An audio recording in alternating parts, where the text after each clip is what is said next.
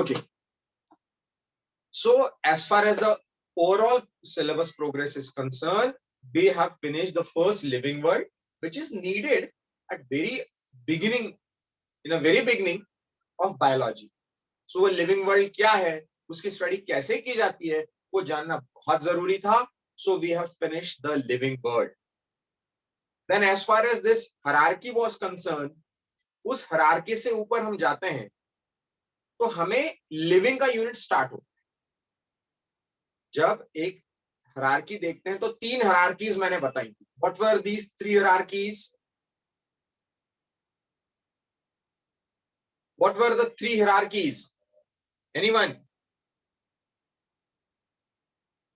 अरे hierarchies क्या बताई थी मैंने? Non-living and taxonomy. Living, non-living, taxonomy, and one more were there. Ecological. यानी 4 hierarchies मैंने आपको बताई. First was of living, that was starting from cell to organism. The second hierarchy was when we place this organism at the bottom, तो वहां से 2 hierarchies बनती है. या तो आप taxonomy की hierarchy बनाएं, तो उसमें species, genera, family, class, order like this till kingdom. या तो आप इकोसिस्टम की हायरार्की बनाएं, तो इकोसिस्टम की हायरार्की में स्पीशीज को नीचे रखते हैं आप, और स्पीशीज से फिर population, community, biome, biosphere like this. और एक हायरार्की मैंने बताई थी नॉन लिविंग की, जो कि इलेक्ट्रॉन, प्रोटॉन, न्यूट्रॉन से स्टार्ट होती थी और कंपाउंड कॉम्प्लेक्स पे जाकर बंद हो जाती, जिसके लिए हमने एक पूरा चैप्टर पढ़ डाला, biomolecules. But anyone can tell me what was that biology that we were studying, the physiochemical approach for living material? What was that biology? Anyone? What was the branch of biology जिसमें हमने एक physiochemical approach के through biomolecule को पढ़ना शुरू किया था? Anyone can tell me what was this approach of biological science? Reductionist biology. Perfect. कौन बोला बच्चों? Kunjal Mantri. Very nice. Excellent, Kunjal. I'm very happy. I expect such type of attentiveness, such type of thorough reading of NCERT from everyone. ये पहले page जहां से शुरू हो रहा था उसका पहला ही पैराग्राफ था, reductionist biology, the physiochemical approach to this science or to study. क्योंकि लिविंग का स्टडी करना है, उसके लिए मेटाबॉलिज्म तो परफॉर्म कौन करेगा? वो बायोमोलिक्यूल्स. तो हमने वो पढ़ डाला, यानी आप पूरी तरह से फुल फ्लेज हम लिविंग सिस्टम में आ गए, लिविंग वर्ल्ड भी पढ़ रहा. अब सेल, डॉक्टर भावना सिंह मैम ने आपको सेल और सेल डिवीजन ये बढ़िया से आपका स्टार्ट कर दिया. परफेक्ट. तो ये आप एक कंप्लीट हायरार्की आपकी पूरी हो जाएगी एक लिविंग की. और पैरेलल में अब अपने पास 3 यूनिट्स और बचती हैं बच्चों, 4 यूनिट्स. एक बचती है पूरी टेक्सोनॉमी, एक बचती है पूरी हिस्टोलॉजी और एनाटॉमी, एक बचता है प्लांट फिजियोलॉजी और एक बचता है animal physiology. So let us start with human physiology, the most interesting part of class 11. So you are all set? Yes, sir. Yes, sir. आवाज नहीं आई. You are all set? Yes, sir. Yes, sir. Yes, sir. एक दो आवाज से क्या ही होगा? 35 की स्ट्रेंथ में एक दो आवाज आने से क्या ही होगा अर्जुन? सुहानी, अर्पित, गीतेश, तन्वेश, अदिति, स्वराज. अरे should we start? Yes, Yes, sir. Yes, sir. Okay. तो विद योर परमिशन, हाँ बोलिए. सर, हमने भावना मैम की क्लास में आपकी नोटबुक में लिखा है, तो हमें उसी में कंटिन्यू करना है या न्यू नोटबुक बनानी है, कैसे करना है? ऐसा क्यों तुमने खिचड़ी मचा दी? सर, हमने मैम से पूछा था, मैम ने बोला उसी में कंटिन्यू कीजिए. चलो कोई बात नहीं. तो अभी ऐसा करते हैं, बहुत बढ़िया हुआ, जो होता है अच्छे के लिए होता है. कौन पूछा? ओमकार सर. ओमकार, बहुत अच्छा. जो भी होता है देखो ओमकार कितना अच्छे के लिए होता है. मैडम ने कहा उसी में कंटिन्यू कर लो, राइट? Yes sir. तो आपने उसमें कंटिन्यू भी कर लिया, परफेक्ट. Yes sir. और मैंने उसमें बायोमोलिक्यूल पढ़ाया था, राइट? Yes sir. और मैडम ने पढ़ाया उसमें अपना सेल डिवीजन और cell cycle, right? Yes sir. तो वो एक आपका बढ़िया से ओमकार बुकलेट बन गया सेल बायोलॉजी का। आप 11th में देखेंगे तो कंप्लीट एक यूनिट हो गई आपकी, biomolecule, cell the fundamental unit of life and cell division. Omkar agree? Yes sir. तो वो पार्ट अब अलग कर दो, ये हो गई आपकी सेल बायोलॉजी की notebook. Omkar agree? Yes sir. अब हम एक्सक्लूसिव एक पूरी नोटबुक डेडिकेट कर रहे हैं, कंप्लीट एक नोटबुक। यदि हो तो लिखो, नहीं तो अभी रफ में लिख डालो, और बढ़िया से फेयर में ह्यूमन फिजियोलॉजी को हम लोग एक कंप्लीट अलग रजिस्टर रखेंगे जिसमें केवल ह्यूमन फिजियोलॉजी होगी। राइट दोस्त? Yes sir. Perfect. So let us start with human physiology. Ready? Be ready with your NCERT.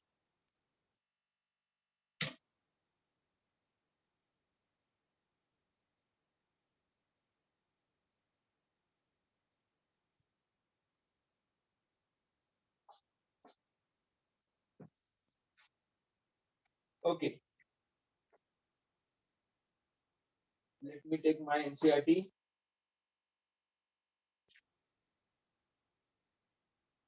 Perfect. What we discussed about our hierarchy, उस hierarchy में मैंने आपको बताया बच्चों एक basic, it was from cell to what? Get fast, answer. Tissue. Cell to tissue, tissue to organ, organ to organ systems, and organism. to organism.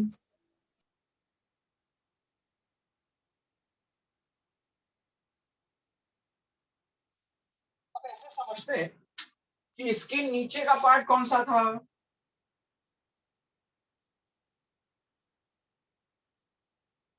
What was the part? Non-living. What was that part, doctors? Non-living. Biomolecules. Non-living part में we need to study what? About molecules.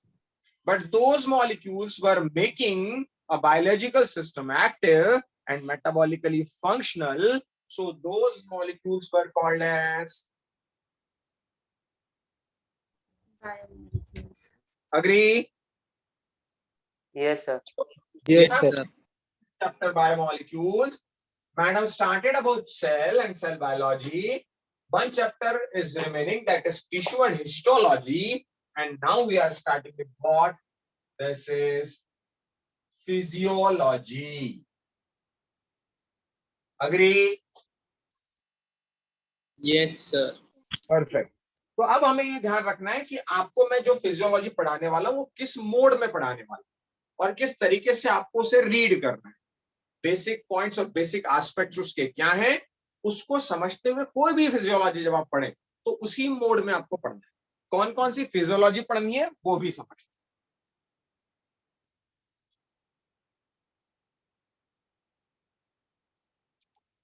Okay, आपके syllabus में जो physiology है बच्चों, digestion की physiology. मैं overall आपको पूरा कंसेप्ट समझा रहा हूं, मेरे साथ ही लिखते चलेंगे, कोई समस्या नहीं। उसके बाद आपको मैंने पढ़ानी है breathing,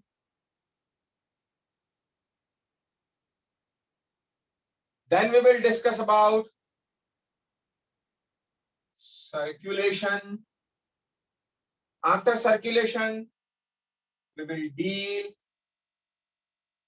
excretory system. After that locomotion and movement.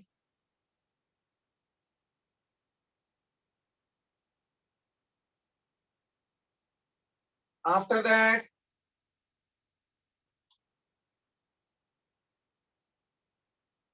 neural control, and after that hormonal control. अब ये सीक्वेंस को भी समझने के पहले कुछ बेसिक उसूल अपने को समझ। Anyone can tell me what is our energy source? Anyone? What is our energy source? Food. The lipids, proteins, and carbohydrates. Glucose. Carbohydrate. because early batch students can answer. Our body requirement, our body energies are food, or we should say that is fuel for our body. Everyone must be agree. Whatever food we are taking, this is acting as fuel for our body. Perfect. That food that we are ingesting will give us energy. So I should call it as, better called as fuel. But very interesting to know, Dr. Mantri, very interesting to know, अपनी body का fuel क्या हुआ? Lipid, protein and carbohydrate. Lipid, proteins and carbohydrate. Doctor Kunjal, can you tell me, mummy के kitchen का fuel क्या है? Doctor मंत्री. So the one used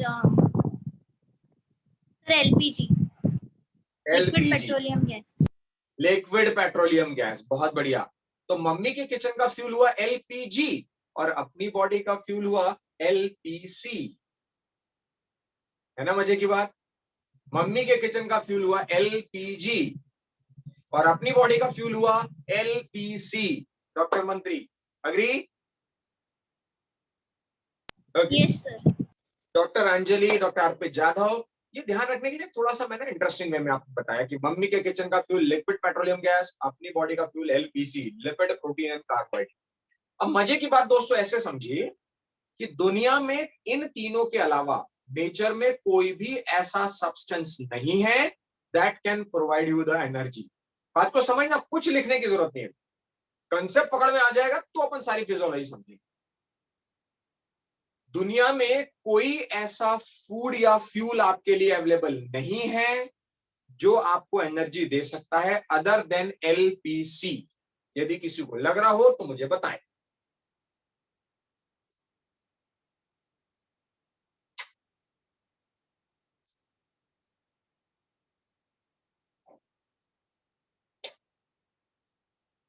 नहीं याद आएगा क्योंकि होता ही नहीं. नहीं याद आएगा क्योंकि होता ही नहीं. यानी नेचर में कुछ भी यदि एज ए एनर्जी सोर्स आपको लेना है तो only 3 substance you have, that is lipid, protein and carbohydrate. Then यार what about vitamins, what about minerals, what about water, what about the carotene pigment of carrot? No friends, no. Other than LPC there is no fuel of your body, because whatever substance I'm talking about, vitamins, minerals, pigments, carotene, all these are supplements. All these are supplements. They are not the energy provider. Energy providers are only 3: lipid, proteins and carbohydrate. इन तीनों के अलावा आपकी cell कहीं से भी energy नहीं ले सकती.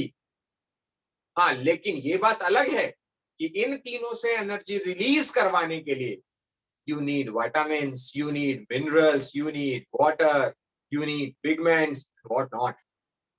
But एनर्जी तो ये 3 ही देने वाले, लिपिड, प्रोटीन्स एंड कार्बोहाइड्रेट. इसके अलावा किसी से एनर्जी नहीं मिलेगी. अब सवाल ये उठता है, ये 3 एनर्जी देने वाले सब्सटेंस हैं, केवल यही 3, लिपिड, प्रोटीन एंड कार्बोहाइड्रेट. तो ये एनर्जी देंगे कैसे? मैंने यदि पोटैटो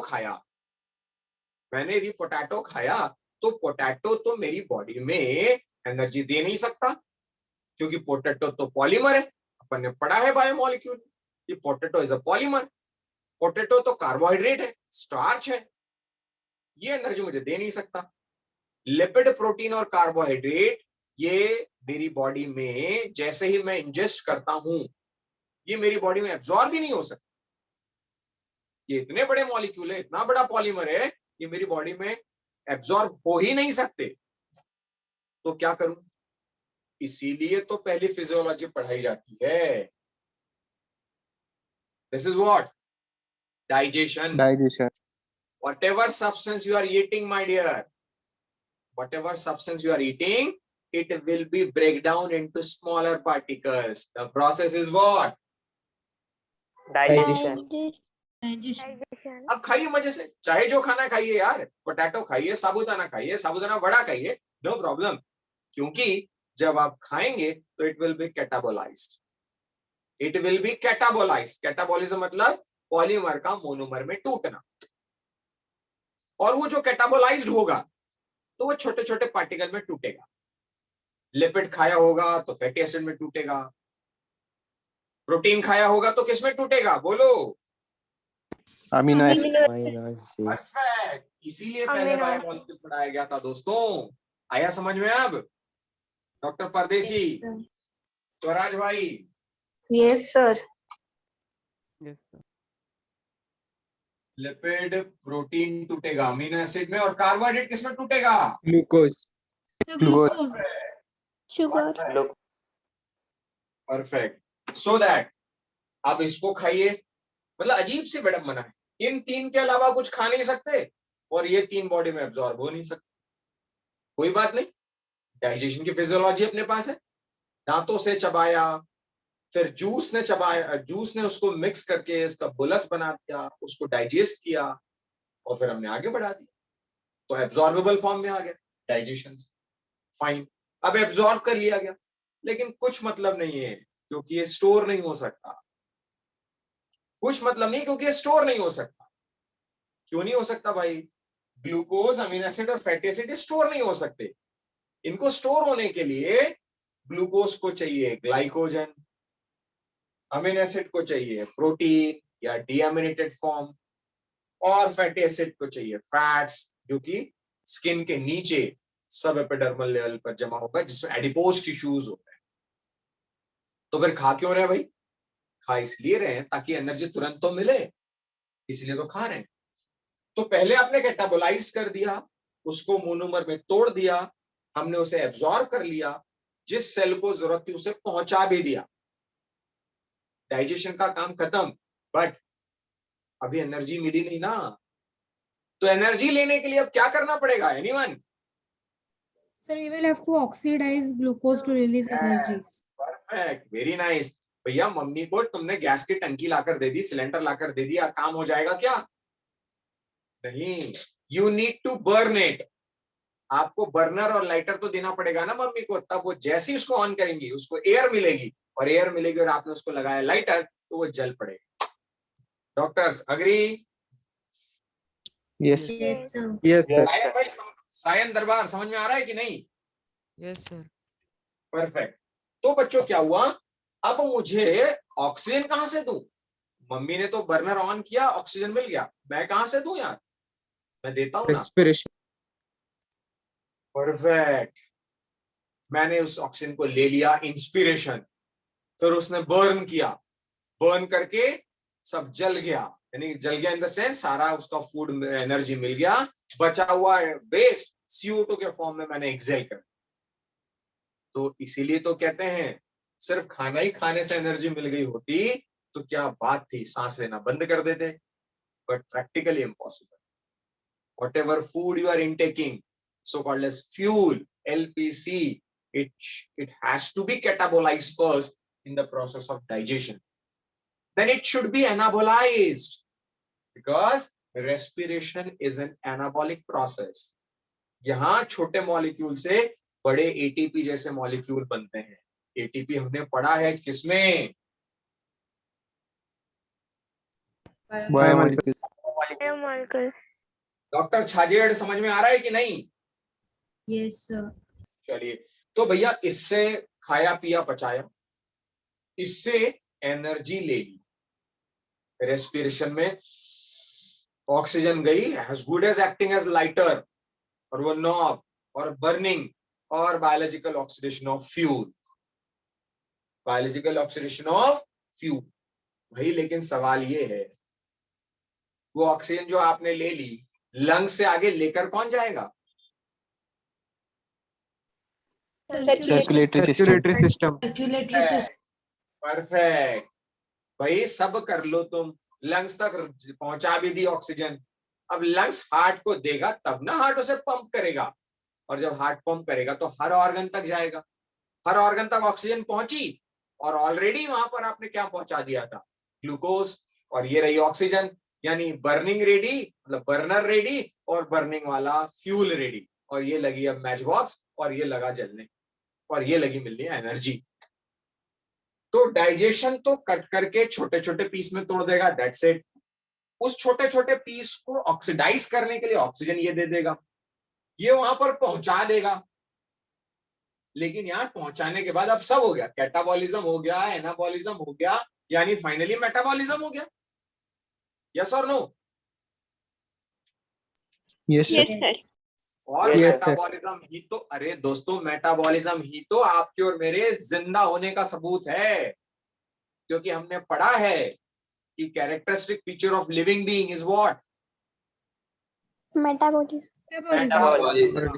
यानी ये मेटाबॉलिज्म ही है जो आपको और मुझे जीवित बता रहा है, अलाइव्ड बता रहा है।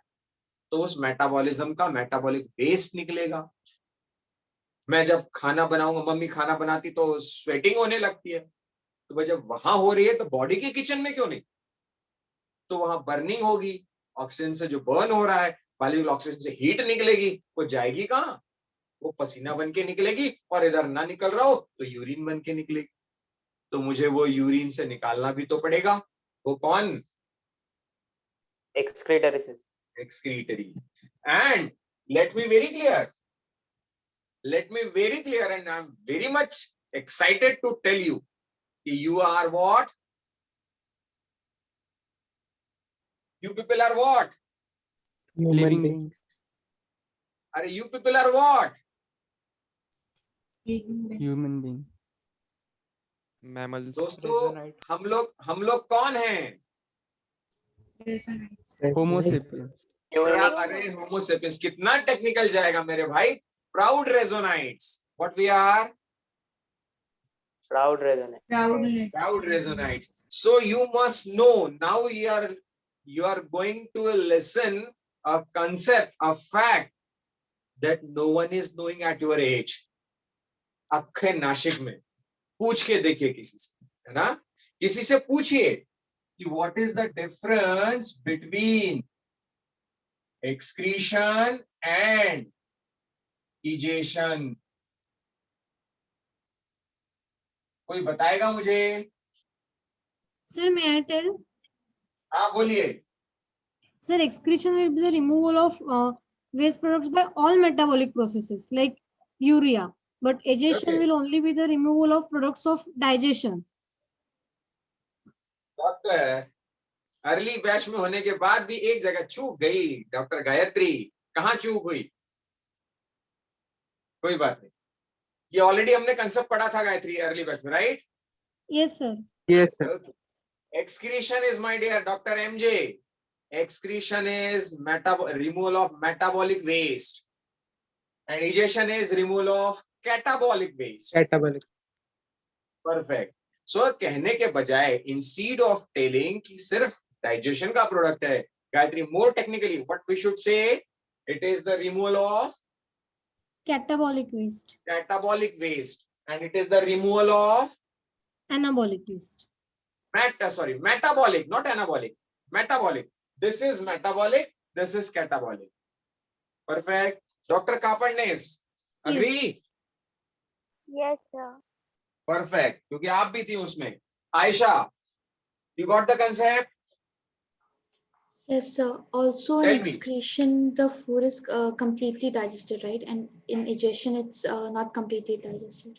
No, Aisha, you're moving on the wrong track. Excretion is removal of metabolic waste, and digestion is not at all metabolism. Digestion is what? Digestion is Catabolic what? breakdown.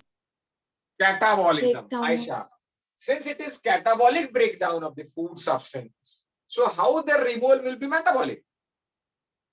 The removal should be egested out. So जो हम सुबह सुबह faecal matter निकाल देते हैं, बड़ा fresh feel करते हैं, बड़ा सुकून महसूस करते हैं, वहां जाकर जो सारा इजेस्ट आउट कर देते हैं, वो इजेशन है, वो सॉलिड वेस्ट है, वो इजेशन है, वो सॉलिड वेस्ट है Ayesha, and this is liquid waste. मैंने कहा था ना, sweating, urine. Ayesha, understood? Yes, sir. Understood. Perfect. So एक नया कंसेप्ट जो आप किसी से पूछेंगे, शायद ही कोई बता पाए आपको। यदि वो रेजोनाइट होगा तो जरूर बताएगा, जैसा कि गायत्री ने और डॉक्टर एमजे ने बताया। लिक्विड वेस्ट निकलना होगा तो वो एक्सक्रीशन, जो मेटाबॉलिज्म के बाद निकल, लेकिन केवल कैटाबॉलिक प्रोसेस के बाद निकल रहा है तो वो इजेशन है। तो यहां से सॉलिड निकलता है, यहां से लिक्विड निकलता है। Understood? Yes, sir. Yes, sir. Doctor Shreya Bade, doctor Sania, Samidha, Anjali, Vaishnavi, Arjun, Maithili, Madhura, Swanandi, Arnita, Shweta, doctor Ayush Ghumare, understood? Yes, sir. Doctor Ayush Ghumare, Yes, sir. हाँ आवाज नहीं, हाँ इशिता मैडम बोलिए, what is your doubt? Sir, so can we say that like plants don't have digestive system, so they don't have digestion, they only will have excretion? Perfect, very nice, Ishita, very nice. Plants never ingest out. Plant will excrete, because they will excrete out the metabolic waste in the form of either liquid or in the form of vapor. और vapour के form में करता है तो उसे हम कहते हैं transpiration. Doctor Ishita, understood? Yes, sir. Perfect, very nice. चलिए तो बच्चों अब मैं समझ रहा हूं फिजियोलॉजी धीरे धीरे पकड़ में आने लगी है। ये डाइजेशन जो है, ये कैटाबॉलिज्म है, ये ब्रीदिंग है, ये केवल एक फिजिकल प्रोसेस है। ब्रीदिंग आप मुझसे पूछो तो कोई रेस्पिरेशन नहीं है। ब्रीदिंग सिर्फ क्या है दोस्तों? Simply inhalation exhalation, inhalation exhalation, that's it. लेकिन वो जो इनहेल किया है वो ऑक्सीजन लंग से ट्रांसपोर्ट होके जाएगी हार्ट तक, और हार्ट से पंप होकर जाएगी ऑर्गन तक। तो किसके थ्रू? Circulatory system. तो वहां पर हार्ट का सिस्टम अपने को पढ़ना पड़ेगा, how it works, how it pumps the blood to the organs. वो कैसे न्यूट्रिशन पहुंचाता है, कैसे ऑक्सीजन पहुंचाता है। उसके बाद हमें पढ़ना है, ये तो हो गई फिजियोलॉजी वाला पार्ट, इसमें भी फिजियोलॉजी। अब जो एनर्जी हमें मिली, उस एनर्जी के बाद हमने स्टार्ट किए अपने फंक्शंस। मैंने अभी आपको ऐसे हाथ करके बताया, what I am doing, locomotion और movement, what I am doing, Movement. Movement. This is movement. So should I say all the locomotions are movement, but all the movements are not locomotion? Do you Yes, agree with sir. this? Yes, sir. Yes, sir. Yes, sir. ऐसे tongue twister statements हम लोग पढ़ेंगे, कैसे all the लोकोमोशंस are movement. मैं यदि यहां से कहीं दूसरे रूम में जा रहा हूं लोकोमोशन करते हुए, तो मूवमेंट तो हो ही रही है, बट सारी मूवमेंट लोकोमोशन नहीं होती ना, क्योंकि मूवमेंट तो प्लांट की लीफ भी करती है, प्लांट की लीफ भी मूवमेंट करती है हवा से, but this is not at all locomotion. Agree? Agree दोस्तों? Yes, sir. Yes, sir.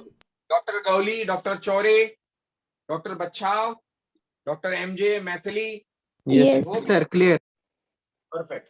तो डॉक्टर घुमरे, अपनी बात हो गई डाइजेशन की, जिसमें इजेशन, इंजेशन से लेकर इजेशन तक की बात अभी हम पढ़ेंगे।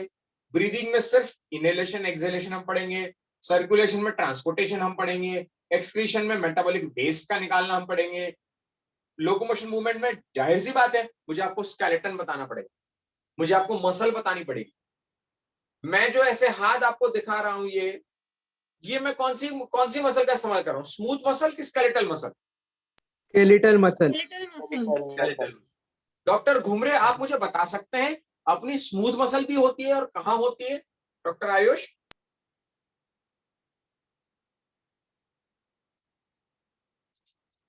Doctor Ayush Ghumare? Heart walls. जोर से आयुष, थोड़ा सा स्पीकर का साउंड बढ़ाइए। Heart walls. हार्ट वॉल में स्मूथ मसल्स होती है। Better to say cardiac muscle, उसको क्यों स्मूथ कहें? दो उसका नेचर स्मूथ है, but better to set cardiac ना आयुष? Yes, sir. ओके, मुझे कोई बताना चाह रहा है, डॉक्टर मुक्ति कुछ बताना चाह रहे हैं। Sir, lungs. Lungs smooth muscles, lungs में मसल्स हैं,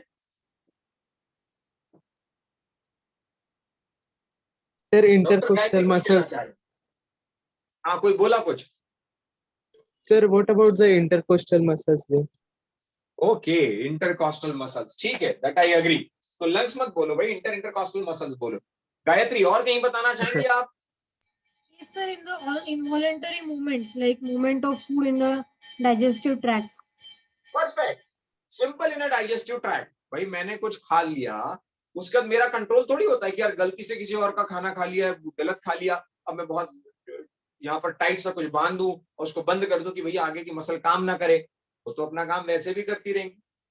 आपने कुछ खाना नहीं भी डाला तो भी करती रहेंगी, क्योंकि वो स्मूथ मसल्स हैं। एलिमेंट्री कैनाल की मसल्स स्मूथ मसल्स हैं। और आप सांस कितनी भी देर रोकना चाहें, डायफ्राम की मसल स्मूथ मसल्स है, वो तो काम करेगी ही। सो जो वॉलेंटरी काम करती हैं वो स्केलेटल मसल, क्योंकि आपके स्केलेटन से अटैच। ये मुझे लग रहा है तो मैं हाथ नीचे करूंगा, नहीं लग रहा है तो अपने आप थोड़ी ना नीचे आने वाला।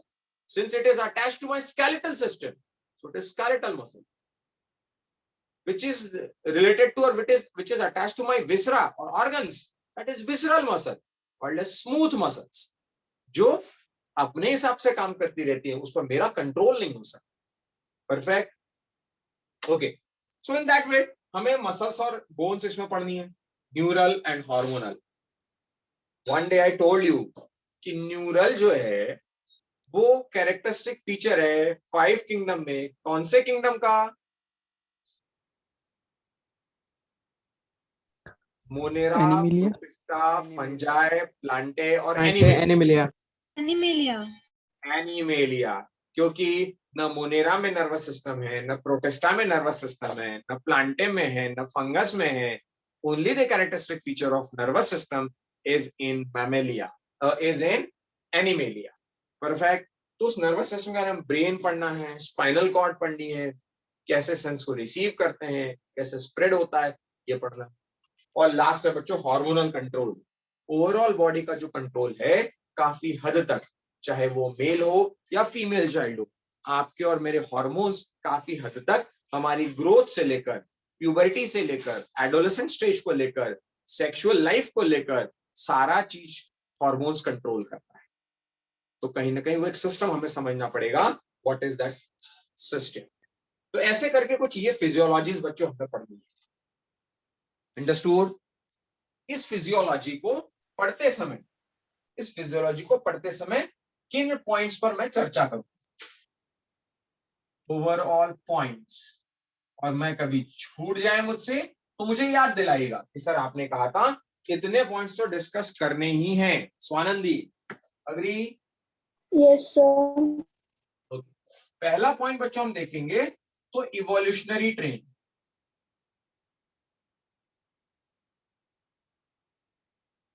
मतलब मैं यदि आपको डाइजेशन पढ़ा रहा हूं तो मैं आपको बेसिक से बताऊंगा, पोरीफेरा से लेकर प्रोटिस्टा, पोरीफेरा में कैसे होता है, उसके बाद सिलेंट्रेटा में कैसे होता है, उसके बाद एनिलिडा में कैसे होता है, उसके बाद आर्थ्रोपोडा में कैसे होता है, उसका लोअर वर्टिब्रेटा में कैसा होता है और हायर वर्टिब्रेटा में कैसा होता है। तो ये इवोल्यूशनरी ट्रेंड हम देखेंगे कैसा होता है। कोई भी फिजियोलॉजी, ब्रीदिंग की देखेंगे तो एकदम से तो लंग्स नहीं आए, पहले तो स्किन से करते थे।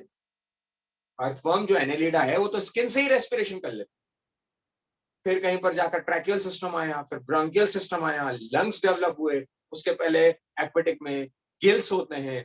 ये सारे हम इवोल्यूशनरी ट्रेंड भी देखेंगे साथ। यदि मैं सर्कुलेशन की बात करूं तो पहले 1 चैम्बर्ड हार्ट हुआ, फिर 2 चैम्बर्ड, फिर 3 चैम्बर्ड, और अपना कितना है? 4 chambered heart. 4 chamber. वो सामान्य इंसानों का 4 चैम्बर ही होता है दोस्तों, मेरा तो 4 चैम्बर है, आपका भी 4 ही होना चाहिए, तभी हम लोग जिंदा की कैटेगरी में हैं, है ना? चलिए, बट एक सरप्राइजिंग फैक्ट बताऊं आपको, in a funny way. Can you tell me सबसे बड़े दिल वाला कौन?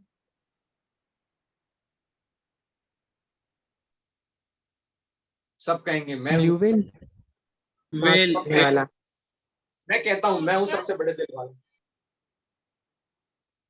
सबसे बड़े दिल वाला वो है जिसको देखकर लड़कियां तो एक कमरे में दिख जाए तो दूसरे कमरे में पहुंच जाए। ऑक्टोपस। अरे ऑक्टोपस कहाँ से कमरे में दिख जाएगा, कौन बोला? कॉकरोच। कॉकरोच। कॉकरोच। अब पूछोगे कॉकरोच कैसे बड़े दिल वाला सर? कॉकरोच में भैया 13 चैम्बर्ड हार्ट होते हैं। कितने चैम्बर्ड? 13। 13। देखो, और उसी से घबराते हो, जो बड़े दिल वाला है यार, उसी से घबरा के भाग जाते हो आप। यही बताएं, है ना? चलिए बस जस्ट एक फैक्ट ऐड हो गया आज अपने इसमें, 13 चैम्बर्ड हार्ट होते हैं इसके, कॉकरोच के। परफेक्ट।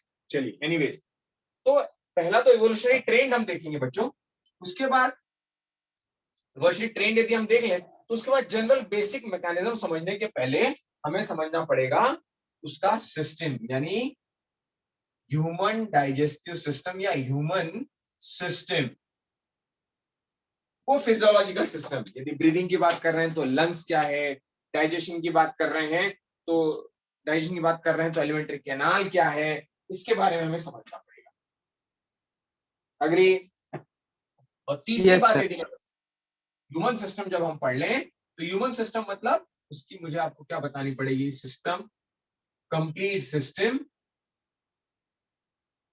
और फिर एनाटॉमी। उसकी मुझे आपको एनाटॉमी समझानी की, भाई यदि एलिमेंट्री कैनाल है तो वो किस सेल की बनी है, यदि लार्ज इंटेस्टाइन है तो वो किस पार्ट का बना हुआ है, यदि स्मॉल इंटेस्टाइन है तो वो किस पार्ट की बनी हुई है, कौन सी सेल्स उसमें ज्यादा है, कौन से टिश्यूज उसमें ज्यादा है, वो एनाटॉमिकल पार्ट हमें थोड़ा सा रिव्यू करना पड़ेगा, देखना पड़ेगा। ये इंडिविजुअल हिस्टोलॉजी तो अपन देखेंगे, यहाँ पर थोड़ा सा मुझे एनाटॉमिकल पार्ट आपको हर स्ट्रक्चर का बताना पड़ेगा, what ever the structure. Muscle का है तो मुझे मसल के बारे में बताना पड़ेगा कि स्मूथ मसल का स्ट्रक्चर कैसे होता है, स्केलेटल मसल का कैसे होता है। एक्सक्रीटिव बताऊंगा तो मुझे किसके बारे में बताना पड़ेगा, कौन सा ऑर्गन बताना पड़ेगा? अरे excretion, for excretion which organ I need to explain? Kidney. Kidney. Perfect. चलिए Yes. उसके बाद जब ये एनाटॉमी हो जाए तो मैं उसका फिजियोलॉजिकल पार्ट बताऊंगा। फिजियोलॉजिकल और मैकेनिज्म, जो कोई भी फिजियोलॉजी होगी उसकी मैकेनिज्म, कि यदि यूरिन बन रही है तो यूरिन कैसे बन रही है, यदि नर्व कंडक्ट हो रही है तो कैसे मेरी बोली हुई आवाज, मैंने कहा आपसे आयशा शेख, तो क्यों आयशा ही सुन रही है, क्यों नहीं श्रुति सुन लेती, या क्यों मेरे कहने पर मैंने मैथिली कहा तो मधुरा क्यों नहीं आंसर दे देती? बिकॉज वो जो कानों पर आवाज पड़ रही है, आप अपना अपना नाम सुन पा रहे हैं और वैसे आप रिस्पॉन्ड कर रहे हैं, तो वो कौन सी नर्वस मैकेनिज्म इन्वॉल्व है वो मैं आपको बताऊंगा। परफेक्ट। सर्कुलेशन यदि पढ़ाने बैठा तो ओवरऑल में हार्ट पंप कैसे करता है, कैसे ऑर्गन तक ब्लड का सप्लाई करता है वो समझाऊंगा। ब्रीदिंग की बात करने लगा तो मैं लंग्स कैसे फंक्शन करता है उसकी फिजियोलॉजी बताऊंगा। आपकी नोज और नॉस्ट्रल से एयर कैसे जाती है, डायफ्राम कैसे ऊपर नीचे होता है, सीना कैसे ज्यादा चौड़ा होता है, मेल और फीमेल की ब्रीदिंग में क्या फर्क होता है, ये सब हम पढ़ेंगे। तो that will be a physiological mechanism. Perfect. और फिफ्थ पॉइंट बच्चों हमें देखना होगा regulation of that physiology, regulation of that physiology. अब रेगुलेशन ऑफ दैट फिजियोलॉजी मतलब मुझे आपको यह बताना है कि do you know who is controlling breathing, who is controlling this?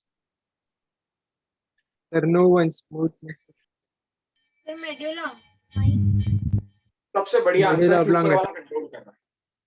सबसे बढ़िया आंसर ना, ऊपर वाला कंट्रोल कर रहा है। जिस दिन उसका कंट्रोल पॉइंट छूट गया हम उसके पास पहुंच जाए, है ना? मतलब कहीं ना कहीं नीचे कोई बॉडी में सिस्टम तो होगा ना बच्चों, और वो है आपके ब्रेन में मेडुला ऑब्लांगेटा। कितनी ऑक्सीजन अंदर आनी है, कैसी आनी है, क्या होना है, कब आपको सांस छोड़नी है, ये सब एक रेगुलेटरी प्रोसेस चल रही है। तो वो पढ़ना पड़ेगा हमें, रेगुलेशन ऑफ दैट फिजियोलॉजी। और लास्ट पॉइंट में जो आपको पढ़ाऊंगा that is disorder of that physiology, यानी उस सिस्टम के डिसऑर्डर्स। और सेवंथ पढ़ेंगे हम लोग कुछ फैक्ट्स। तो आप सभी इन 7 पॉइंट्स को नोट करके रख लीजिए, जहां एनसीईआरटी की वो स्टार्ट हो रही है या जो नया रजिस्टर अभी ओमकार मैंने आपसे कहा, उस रजिस्टर में पहले ही लिख दीजिएगा कि इतने सिस्टम हैं, इन सारे सिस्टम को डाइजेशन से लेकर breathing, circulation, excretion, locomotion, neural, hormonal, इन सारे सिस्टम को मैं आपको इन 7 पॉइंट्स पर पढ़ाने वाला हूं।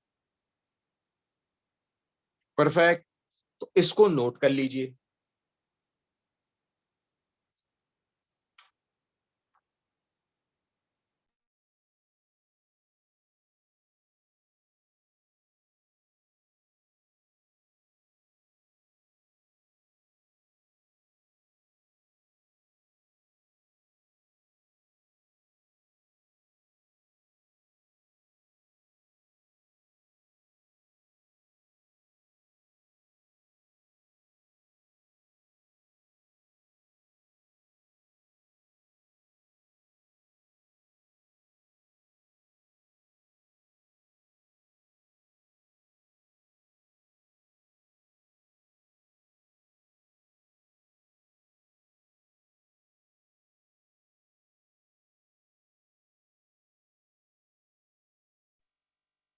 Noted, doctors?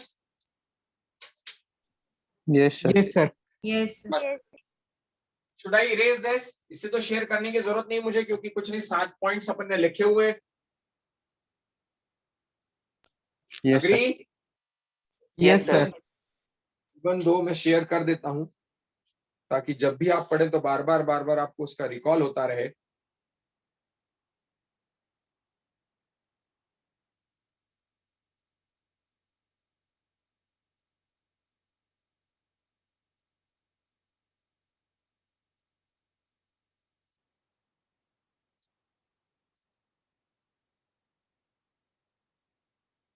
Okay. Share the image.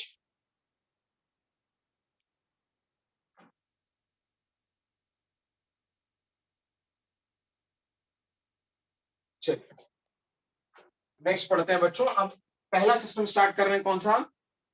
Human Digestion. Digestion.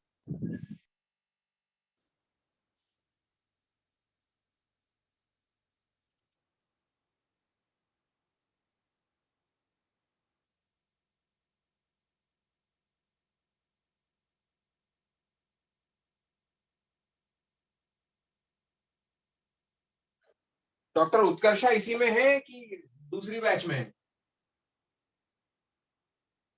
Okay. Prajak, Prasanna, Riya, Shravani, Ishan. Ishan तो सुन ही नहीं रहे, ऑडियो बंद पड़ा है। Ishan, am I Audible?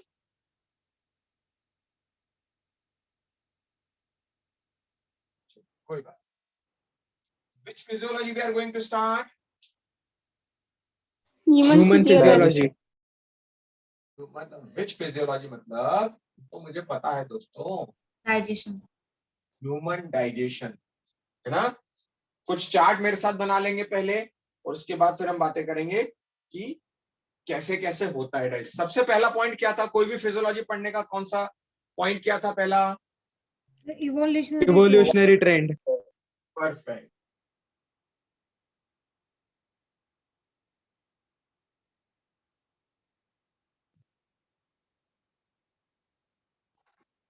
दो टाइप के डाइजेशन होते हैं बच्चों, एक इंट्रासेल्यूलर और एक extra cellular. Intracellular and extra cellular. मेरे साथ लिखते चलेंगे। इवोल्यूशन के दौरान इंट्रासेल्यूलर से एक्स्ट्रा सेल्यूलर ये डाइजेशन अलग अलग तरीके से डेवलप होते रहे, है ना। उसके बारे में पढ़ना है। छोटा सा पॉइंट है, उसका एक पॉइंट है, ज्यादा कुछ दिमाग लगाने की जरूरत नहीं। Can you tell me which type of digestion we have, intracellular और extracellular? Intracellular. Sir, extracellular. Intra Gayatri कह रही है एक्स्ट्रा सेल्यूलर और डॉक्टर एमजे कह रहे हैं इंट्रासेल्यूलर। किसने कहा इंट्रासेल्यूलर? कौन बोला? चलिए, कोई बोलेगा नहीं अब। हाँ आयुष बोलो। Sir intracellular. आयुष क्यों ऐसा लगता है intracellular?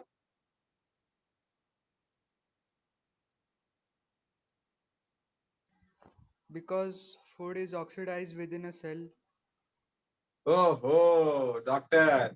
If you're talking about food oxidation, then it is digestion or respiration. Respiration. Then what I'm asking about? Digestion. Ayush, got my point? Yes. So we have which type of digestion? Extracellular. Extracellular. अब ऐसे समझते हैं बच्चों, मुझे किसी से पूछना है, Prajakt, are you there? Prasanna. Yes, sir. Yes, Prasanna, sir. okay. Prasanna, can you tell me कि मुझे जब बहुत ज्यादा भूख लग जाती है, आज मेरी 3-4 क्लासेस हो गई, मुझे भूख लग रही है, मैं परमिशन क्यों नहीं दे देता कि मेरी इंटेस्टाइन खुद को ही खा ले? क्या दिक्कत? नहीं सर, ऐसा नहीं हो सकता। क्यों नहीं हो सकता प्रसन्ना? क्या ही समस्या है? इतनी भूख लग जाती है, काहे रोटी सब्जी दाल चावल खाते रहें? बढ़िया अपना प्रोटीन मिल जाएगा मसल का, दिक्कत क्या है?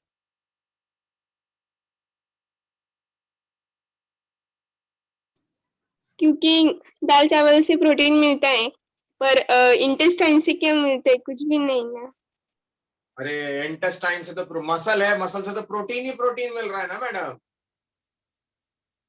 कोई बात, क्योंकि बच्चों हमारे पास कैसा डाइजेशन है? Extra cellular. बाहर से डाला हुआ एक नॉनवेज का मसल का पीस डाइजेस्ट हो जाएगा, क्योंकि 2 सेल के बीच की कहानी हो रही। एक्स्ट्रा सेल्यूलर डाइजेस्ट हम कर रहे हैं, इंट्रा सेल्यूलर अंदर से हम डाइजेस्ट नहीं कर रहे हैं। इसीलिए जो गायत्री ने कहा था, we do have what? Extra cellular digestion. और कुछ जो है वो इंट्रा सेल्यूलर कर लेते हैं, लाइक लोअर एनिमल्स या लोअर इनवर्टिब्रेट्स।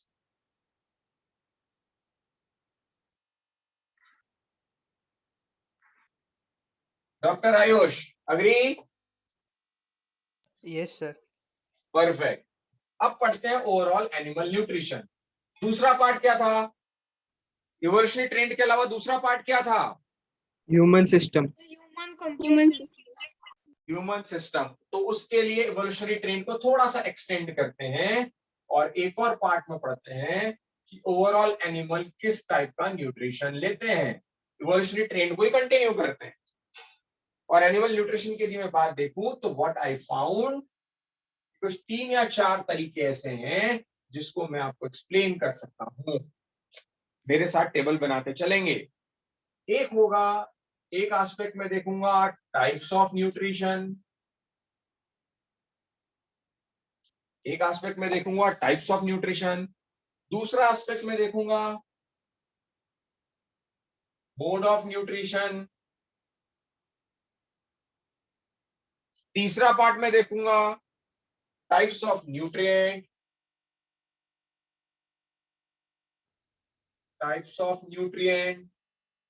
और फोर्थ पार्ट में देखूंगा बच्चों that is steps in nutrition.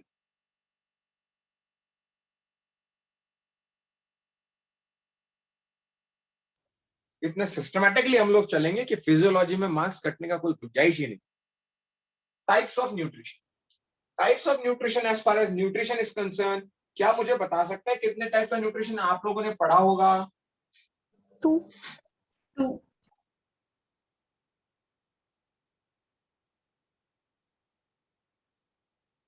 Heterotrophic और एक पढ़ा होगा symbiotic.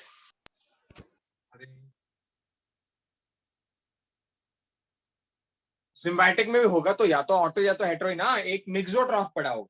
But anyone can tell me the example of mixotroph? So is mixotrophic same as saprotrophic? No, not at all, madam. अरे क्या ही कर रहे हो, थोड़ा सा अटेंटिव बैठो। Have you heard about Euglena? Yes, sir. Yes, sir. इसके पास yes, इसको जरूरत पड़े तो भैया ये खाना खुद भी बना लेता है। ओमकार कह रहे हैं वीनस फ्लाई ट्रैप। ओमकार ठीक कहा, लेकिन वो वीनस फ्लाई ट्रैप जो है ना डॉक्टर ओमकार, वो केवल नाइट्रोजन के लिए डिपेंडेंसी रखता है इंसेक्ट पर। Doctor Omkar, yes sir. Otherwise वो भी ऑटोट्रॉफ है। है ना। हेटेरोट्रॉफ किसके लिए? केवल नाइट्रोजन की कैटेगरी के लिए हेटेरोट्रॉफ। तो आप मुझे बता सकते हैं हेटेरोट्रॉफ का एग्जांपल? Humans. ठीक। आप मुझे ऑटोट्रॉफ का एग्जांपल बता सकते हैं? Plants. Photosynthetic. Plants, green plants. And cyanobacteria. Algae आ जाएगी उसमें। ठीक कहा, साइनोबैक्टीरिया। कौन बोला साइनोबैक्टीरिया? अर्जुन सर। अर्जुन बहुत सारे एग्जांपल आएंगे इसमें। कुछ बैक्टीरिया आ जाएंगे जो ग्रीन बैक्टीरिया हैं, कुछ ऐसे हैं जो केमिकली बनाते हैं, कीमोसिंथेटिक बैक्टीरिया। हेटेरोट्रॉफ जो खुद नहीं बनाते हैं, मिक्सोट्रॉफ जो कुछ भी कर सकते हैं, बना भी सकते हैं और डिपेंड भी रहते हैं। अब मोड ऑफ न्यूट्रिशन की यदि मैं बात करूं तो देखते हैं, हर्बीवोरी पढ़ा है आपने? Yes, sir. Carnivore and omnivores. बोलो फटाफट। Scavengivores. Decomposers. बोलिए। Decomposers. उसको कहते हैं डिट्राइटिवोरस, डिट्राइटिवोरी। और बोलिए। Sanguivorous. Scavengivores. कौन? Parasitic. Scavenger.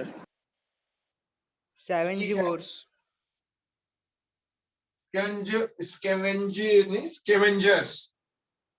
वो ठीक है, मतलब वो स्केवेंजर्स में वो वही मोड ऑफ न्यूट्रिशन में नहीं डाल के मैं पैरासाइटिक डाल सकता हूं। एक बड़ा इंपॉर्टेंट है, coprophagy. Do you know what is coprophagy? Yes, sir. No, what sir. Is this? Sir, some animals like the rabbit, they will again means they will eat their own feces because their digestive systems are weaker. They can get nutrition again. तो I hope Ayush, Muktit, Gayatri early batch का फायदा मिल रहा है। Yes, sir. Yes, sir. Okay, so यहाँ पर इसके example लिखने के बजाय मैं क्या करता हूँ, नीचे स्पेस नहीं है तो यहीं पर और ऐड कर देता हूँ 7th इंसेक्टिवोर, इंसेक्टिवोरी, और एक ऐड कर देता हूँ। और बोलो। Sir, Sanguivorous. एंग्विवोरस भी चलेगा, बिल्कुल ठीक। और Frugivores. फ्रूटी, हाँ ठीक है, बहुत सारे हो सकते हैं ऐसे तो, है ना, फ्रूटी। और एक हो सकता है स्यूडो र्यूमिनिकेशन, जो जुगाली करने, र्यूमिनेंट। ठीक है, एनीवे तो बहुत सारे हो सकते हैं, तो जितना लिखना चाहे उतने हो सकते हैं। चलिए, टाइप्स ऑफ न्यूट्रिएंट की यदि मैं बात करूं तो 2 टाइप के न्यूट्रिएंट्स हैं यार, अभी मैंने आपको बताए। एक है मैक्रोन्यूट्रिएंट, जो क्या है हमारे लिए एनर्जी सोर्स या एनर्जी प्रोवाइडर। एनर्जी सोर्स कौन कौन से? Lipids, proteins, and carbohydrates. Perfect. और दूसरा, मैं ये मैक्रो था तो दूसरा क्या कर दूं मैं? Vitamins and minerals. माइक्रोन्यूट्रिएंट। तो वो क्या क्या हो जाएंगे? Minerals, vitamins, etcetera. और बच्चों बात करूं मैं स्टेप्स इन न्यूट्रिशन, तो कोई बताएगा क्या?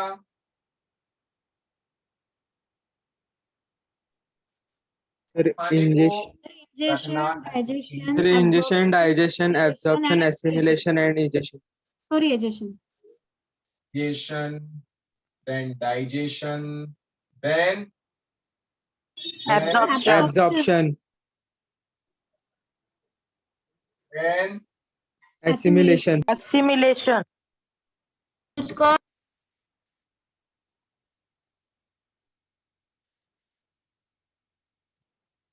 सो रिया मैडम, रिया, श्रावणी, श्रावणी बेटा समझ में आ रहा है? Yes sir. बच्चों सारे लोग बोला करो, ऐसा कोई एक शांत नहीं बैठा करे, मजा नहीं आता शांत बैठने में। अजीत भाई, हाँ सर। हाँ, अरे आवाज नहीं आती अजीत भाई तुम्हारी, क्या ही है यार। एक पुराने जमाने का अजीत हुआ करता था, जबरदस्त विलेन था पुरानी मूवी का, और यहाँ तुम हीरो बन के भी आवाज नहीं निकाल रहे हो यार। Madhura, Ishita, Arjun, sir I Namita, speaking ना। राशि चौरडिया, राशि आ रहा है बेटा समझ में? Yes sir. Samyak, Tanvesh, Geetesh, yes sir. Perfect perfect. So बच्चों बात ये हो गई कि अब इंजेशन मतलब फूड को लिया जाना, अंदर लिया जाना, निगलना, that is ingestion. Intake. Intake. Digestion मतलब मैंने कहा ना, वो खा के करोगे क्या, वो एब्जॉर्ब भी नहीं हो रहा है, उसको कट करना पड़ेगा, दैट इज व्हाट डाइजेशन। फिर वो जो कट कर लिया फाइन पार्ट में, उसको एब्जॉर्ब करना पड़ेगा, दिस इज एब्जॉर्प्शन। फिर उसको आपको जगह जगह पर पहुंचाना पड़ेगा, उस फाइन फॉर्म में वो ट्रांसपोर्ट करेगा, that is assimilation. And finally जो वेस्ट है, जो अनडाइजेस्टेड है, वो बाहर निकाल दिया जाएगा सॉलिड फॉर्म में, that is what egestion. Agree doctors, agree? Yes, Yes, sir. sir. तो नेक्स्ट पार्ट में अब ये सब छोड़ दूंगा मैं, ये सारा इवोल्यूशनरी ट्रेंड हो गया, ये green plants, algae, animals, Euglena, ये उसके मोड, उसके बाद ये, अब मेरा फोकस इस पे आ गया। तो इसके लिए मुझे लगेगा ह्यूमन स्ट्रक्चर, जो मेरा शायद सेकंड पॉइंट है। सेकंड पॉइंट यही है फिजियोलॉजी का। Yes, sir. क्या लिखवाया Yes, था sir. सेकंड पॉइंट में? Human complete The system. human complete system.